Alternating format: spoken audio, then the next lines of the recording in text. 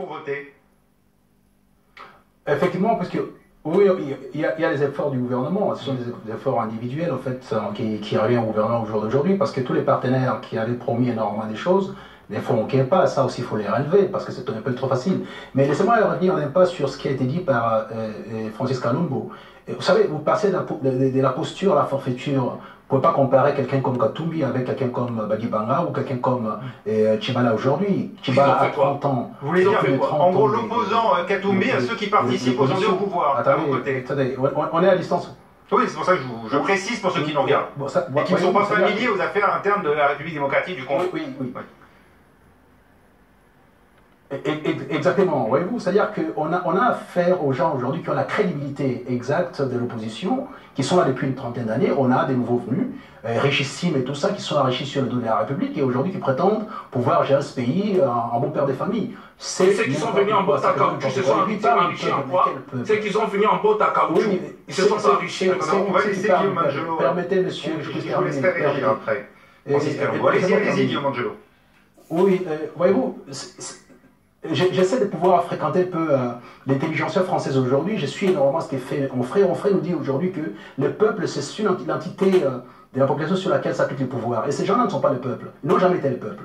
Et quand on a eu des richissimes qui sont sortis au niveau du Katanga, il y a un seul milliardaire et personne d'autre. C'est pas sérieux. Donc maintenant, vous faites allusion à Moïse Katumbi. Dit Maman Sidikou, c'est tout à fait. Oui, tout à fait.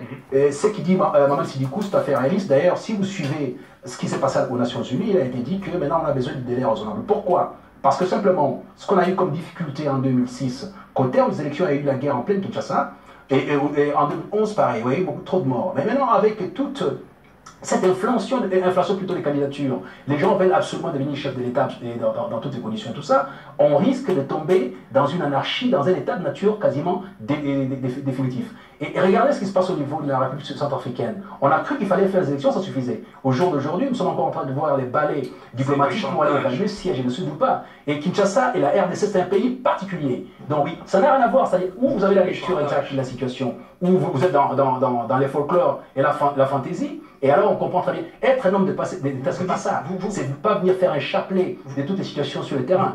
Vous dites Guillaume Angelo, Maman Sidikou a une vision réaliste de la situation. Voilà aussi ce que dit Maman Sidikou. Il affirme que les journalistes, les opposants politiques et les activistes de la société civile font toujours l'objet d'intimidation, de harcèlement et de violence. Est-ce que là aussi, vous êtes d'accord avec ces propos? Vous savez, vous faites les tours de la CEAC, donc l'Afrique centrale. Dites-moi un seul pays où les conditions de démocratie sont à la hauteur de la RDC. Un seul pays. Est-ce que nous parlons de la RDC ou des autres pays? Faites-moi juste... Vous êtes congolais ou vous êtes on est en train...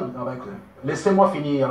Vous n'avez pas d'argument et vous êtes en train de pouvoir ramasser tout et faire un marché. Faites les commerces, la misère de la population, c'est très bien, mais ce n'est pas ce qui est recommandé aujourd'hui. Ce qui est recommandé, c'est quelles sont les pistes de solutions pour que la RDC ne sombre pas dans le chaos. C'est ça qui est recommandé aujourd'hui. Et j'ai conscience simplement que le seul pays au niveau de l'Afrique centrale, de la CEAC, c'est la RDC qui a atteint un certain seuil de démocratie. C'est pas parfait, j'en conviens. Il y a encore une démarche à faire, il y a encore une démarche à franchir.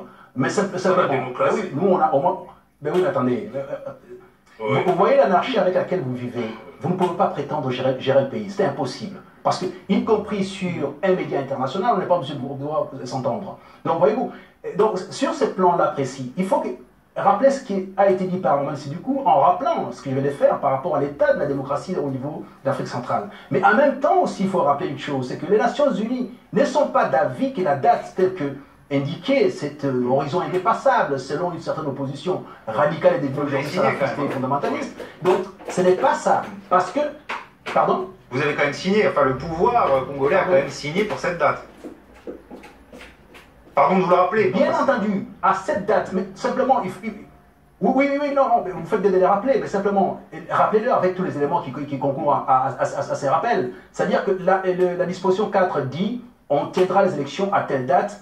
Toutefois, si non, c'est faux, il n'y a pas de prolongation. On ne dit pas on tiendra et on ferme. Donc, simplement, Non, mais c'est pas ça. En fait, là, on ne peut plus interagir, ça n'a aucun intérêt. Disent ce qu'ils ont envie de dire. Terminé, Guillaume. On va faire du folklore. Et moi, j'essaie de pouvoir apporter, en fait, des éléments crédibles par rapport à ce qui se passe sur le terrain, par rapport aux réalités sur le terrain. Y a-t-il eu des morts dans l'espace Kasaï ou pas? Vous avez ouvert votre annonce ou les débats par la situation du Kasaï. Est-ce qu'on peut évaluer la situation du Kasaï au jour d'aujourd'hui et savoir effectivement si nous sommes dans les conditions requises, dans le délai qui est porté par ces chers messieurs, de tenir ces élections en cette date-là? Mais c'est impossible, et tout le monde le sait. D'où j'ai insisté sur les donc verbotes. Ce sont des gens qui savent, mais parce qu'ils n'ont pas la moindre crédibilité, ils n'ont rien apporté à la population parce qu'ils ont déjà été au pouvoir parmi eux, surtout le G7, auquel il appartient, a fait la démonstration de sa faillite et de son incompétence. Et voilà, aujourd'hui, ils veulent surfer derrière Félix et Tshilombo pour, soi-disant, faire du blanchiment de leur situation, ne sont pas pouvoir accéder encore aux responsabilités. Mais ça ne tiendra pas la route. C'est de la fantaisie de folklore et de la forfaiture. Merci Guillaume Angelo. Francis Kalombo, vous critiquez en termes extrêmement virulents aujourd'hui le pouvoir de Joseph Kabila. Vous l'accusez entre autres de corruption, de piller le pays, ce sont vos mots, et vous le menacez d'ailleurs de devoir quitter dans la violence le pouvoir s'il lui-même n'accepte pas d'organiser l'élection avant fin 2017. Vous avez pourtant vous-même contribué aussi à ce pouvoir en tant que membre du PPRD. De quand date finalement cette lucidité que vous dites aujourd'hui avoir sur ce pouvoir? Vous savez, contrairement à Guillaume, moi j'ai trimé. J'ai été aux côtés de Joseph Kabila, j'ai sillonné le monde pour pacifier ces pays. Il n'était pas là. Et je le fais avec bec et ongle. On a pris des avions qui pouvaient tomber. J'aurais pu laisser ma vie. Et j'ai risqué même de mourir, même dans la dernière minute. Moi, j'ai des choses à dire, mais je n'ai jamais volé un seul rond de l'État congolais. Je n'ai jamais été ministre, ni mandataire, ni touché de l'argent. Mais j'ai contribué pour ramener la paix. Lorsque j'ai vu que la tendance qu'on a prise en 2015, c'était de commencer à tuer. C'est là où la tuerie a commencé. Quand il parle du Kasaï, mais qui tue au Kasaï? Le rapport est là. Et j'ai dit, chiche, il n'y a que les imbéciles qui ne changent pas. Il n'y a que celui qui n'aime pas le Congo et les Congolais qui peut soutenir ce qui se passe aujourd'hui en République démocratique du Congo. Moi, j'aime mon pays, j'aime ma population. Et d'ailleurs, même en étant de la majorité, poser la question aux Congolais, j'étais l'avocat des orphelins et de veuves. Je l'ai toujours soutenu contre les gens du pouvoir, contre la corruption, contre tout ce qu'ils ont fait. Mais néanmoins, ce qui est vrai, il faut décrisper la situation. Qu'on libère Franck Diongo, qu'on libère Mouyambo, qu'on libère Wit Moulongo. Tant de prisonniers politiques sont aujourd'hui en train de mourir en prison tous les jours. Qu'on libère les militaires, qu'on libère les policiers qui fassent bien leur travail. Même les journalistes se sont pris en otage. La justice est prise en otage. Il a évoqué la Cour constitutionnelle aujourd'hui. Ils ont pris un arrêt par rapport à l'ancien gouverneur Azembe. Qu'est-ce qu'ils ont fait de cet arrêt? Ils sabotent. On oblige la Cour constitutionnelle à prendre un arrêt avec 5 juges au lieu de 7 minimum. Moi, je pense qu'aujourd'hui, c'est la honte. C'est l'arbitraire qui règne en République démocratique du Congo. Il faut les chasser. Il ne faut même pas leur demander de partir. Je crois que le peuple doit se préparer à les chasser. Seule la lutte libère.